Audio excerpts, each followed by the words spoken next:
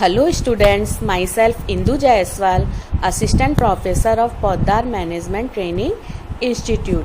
Today I will teach about basic assumption, characteristics and limitation of Flender Interaction Analysis System. अभी तक हमने जाना Flander की अंतःक्रिया विश्लेषण पद्धति क्या होती है, उसकी प्रक्रिया कैसे की जाती है। आज हम बात करते हैं उसकी कुछ आधारभूत धारणाओं की। फ्लेंडर ने जो अंतःक्रिया विश्लेषण पद्धति है उसमें जो सबसे पहली आधारभूत धारणा या मान्यता बताई है वो शाब्दिक व्यवहार को प्रधानता दी गई है।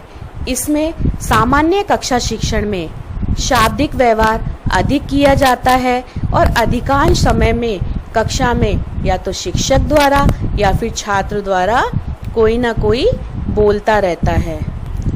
नेक्स्ट जो धारणा है वो है छात्रों पर शिक्षक का प्रभाव, यानी कि जो कक्षा में छात्र होते हैं वो शिक्षक से बहुत अधिक प्रभावित होते हैं और जो शिक्षक का प्रजातांत्रिक व्यवहार होता है उसे छात्र अधिक पसंद करते हैं और साथ ही साथ उनकी प्रशंसा भी करते हैं। सीखने में या अधिगम करने में कक्षा का जो वातावरण होता है वो बहुत ही महत्वपूर्ण होता है, इसलिए फ्लेंडर ने इसे अपनी अंतःक्रिया में सबसे महत्वपूर्ण माना है। कक्ष में जो शिक्षक द्वारा व्यवहार किया जाता है उसका निरीक्षण या अध्ययन वस्तुनिष्ठ रूप में किया जाता है। जो शिक्षण प्रक्रिया है उसमें शिक्षक छात्र के मध्य संबंध एक महत्वपूर्ण तत्व होता है, क्योंकि यदि कक्षा में केवल शिक्षक होगा तो अंतःक्रिया नहीं हो सकती और यदि छात्र होंगे तो भी शिक्षक छात्र अंतःक्रिया यानी कि कक्षा में जो अंतःक्रिया हो रही है वो पूर्ण तरह से अधिगम प्रक्रिया में सहायक नहीं होगी और ना ही उसका सही तरीके से निरीक्षण हो पाएगा। फ्लेंडर की जो अंतःक्रिया विश्लेषण पद्धति है उसमें प्रश्न पोषण का मुख्य रूप से उपयोग किया गया है। इस प्रविधि में शिक्षक व्यवहार में सुधार लाने के लिए और उसमें परिवर्तन करने के लिए प्रश्न पोषण प्रविधि को प्रयोग में लाया जाता है। हम बात करेंगे फ्लेंडर की अंतःक्रिया विश्लेषण पद्धति की जो मुख्य विशेषताएं हैं। इसमें पहली विशेषता है वस्तुनिष्ठ विधि, यानी कि कक्षा शिक्षण जो होता है उसमें जो अंतःक्रिया की जाती है या जो शिक्षण क्रियाएं या अनुक्रियाएं की जाती हैं उसके निरीक्षण के लिए यह एक प्रकार की वस्तुनिष्ठ विधि है। इस अंतःक्रिया विश्लेषण विधि में जो शिक्षण व्यवहार है उसके स्वरूप का अध्ययन किया जाता है और व्यवहार प्रवाह का विश्लेषण भी किया जाता है। यह कक्षा शिक्षण के मूल्यांकन की एक तकनीक और एक विश्वसनीय प्रविधि है। इस अंतःक्रिया प्रविधि में शिक्षक व्यवहार की उन्नति के लिए पृष्ठपोषण यानी कि फीडबैक भी दिया जाता है। यह शिक्षण से संबंधित शोध कार्यों के लिए एक उपयोगी तकनीक है। इसकी सहायता से शिक्षक व्यवहार के सिद्धांत का प्रतिपादन किया जा सकता है। फ्लेंडर की जो अंतःक्रिया विश्लेषण पद्धति है वो अनुकरणीय शिक्षण में और सूक्ष्म शिक्षण में एक सहायक प्रविधि के रूप में काम में लाई जाती है। अंतःक्रिया विश्लेषण पद्धति में शिक्षण के जो स्वतंत्र चर होते हैं और जो आश्रित चर होते हैं उनकी व्याख्या की जाती है और शिक्षण सिद्धांत का प्रतिपादन किया जा सकता है।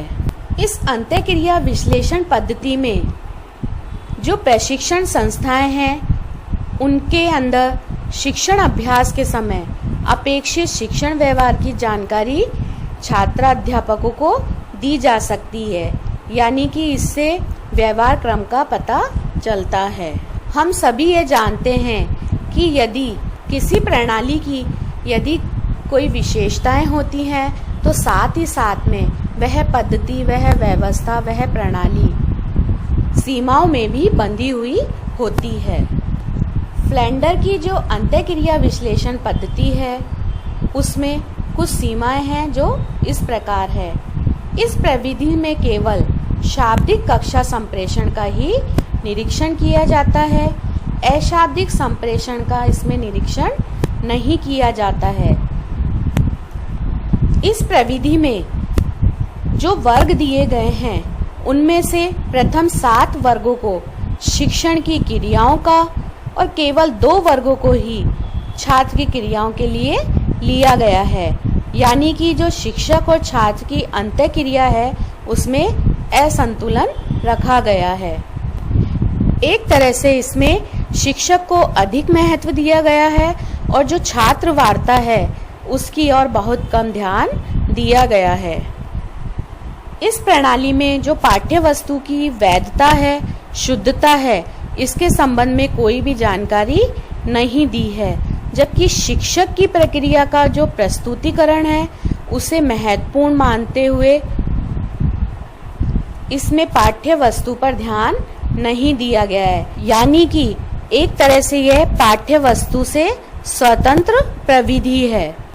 इस अंतःक्रिया विश्लेषण प्रणाली में वर्गों का अंकन और आलेखन में वर्गों की सार्थकता और गहनता पर ध्यान नहीं दिया जाता है, जबकि शिक्षण की जो प्रभावशीलता है उसके लिए क्रियाओं की सार्थकता और गहनता को महत्वपूर्ण मापदंड माना गया है। फ्लेंडर की जो अंतःक्रिया विश्लेषण पद्धति है उसमें छात्रों की जो क्रियाएं हैं उनका पृथक रूप से अंकन किया जाता है। एक समय में एक ही क्रिया को प्रधानता दी जाती है, जबकि जो प्रक्रिया है उसका साथ साथ आलेखन इसमें नहीं होता है। इस प्रणाली में कक्षा की जो सभी क्रियाएं हैं उनका विवरण प्राप्त नहीं हो पाता है। इसमें कुछ व्यवहारों को अनदेखा कर दिया जाता है और साथ ही साथ इस प्रणाली में समय और धन दोनों ही दृष्टियों से यह बहुत ही महंगी और कठिन विधि है।